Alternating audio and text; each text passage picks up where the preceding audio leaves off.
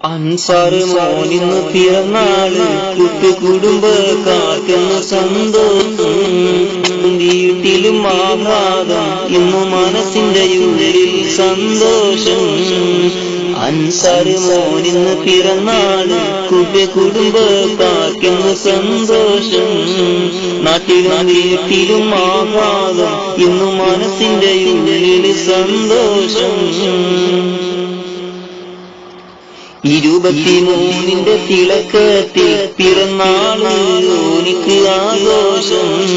ഈ സുദിനത്തിൽ ചൊല്ലിടുന്നു 100 പിറന്നാളിനാശംസ. ചിറവളപ്പെന്നൊരു കുടുംബത്തിൽ പവ ഉപ്പയുടെയും ആയിഷ ഉമ്മയുടെയും മകനായി പിറന്നോരു സൽപുത്രൻ അൻസാർ.